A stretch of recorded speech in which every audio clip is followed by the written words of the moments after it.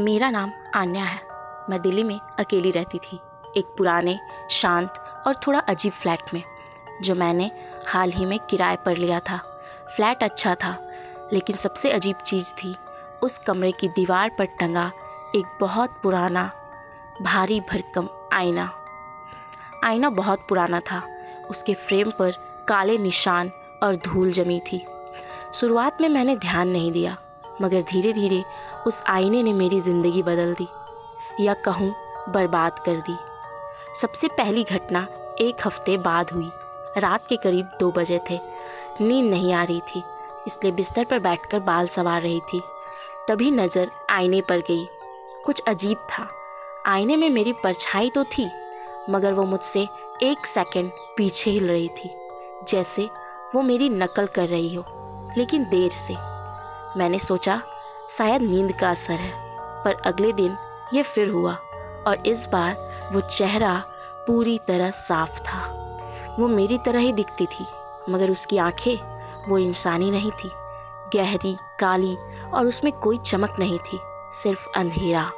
और सबसे डरावनी बात, उसकी मुस्कान, एक धीमी, लंबी और बेमतलब मुस्कान, जैसे उसे सब पता हो जो मैं सोच रही हूँ।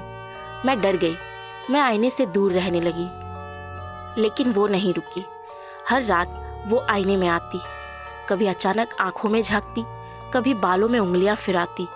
एक बार तो मैंने देखा वो मुझे देख मुस्कुरा रही थी और अपने होंठ हिला रही थी, मगर कोई आवाज़ नहीं आ रही थी। मैंने डर कर आईने को कपड़े से ढक दिया, पर अगले दिन जब मैंने कपड़ा हटाया, आईना टूटा हुआ था, ठीक बीच से, जैसे किसी ने अंदर से मुक्का मारा हो। उस रात मुझे नींद में झटका लगा किसी ने मुझे छुआ हो।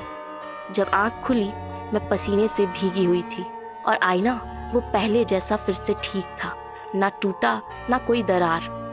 अब बात सिर्फ आईने की नहीं रही, मैं उससे हर जगह देखने लगी, बाथरूम के शीशे में, फ़ोन के स्क्रीन पर, यहाँ तक कि पानी के ग्लास में भी उसकी परछाई दिखती। मैंने मनोचिकित्सक से मिलना चाहा, लेकिन वहाँ तक पहुँचने से पहले ही कुछ बदल गया। अब मैं खुद को आईने में देखती हूँ तो वो मुस्कुराती नहीं, वो रोती है, और मैं अब मुस्कुराती हूँ। मुझे नहीं पता मैं असली हूँ या वो, पर अब जब कोई नया किरदार आएगा, शायद उसे भी वही सब दिखे।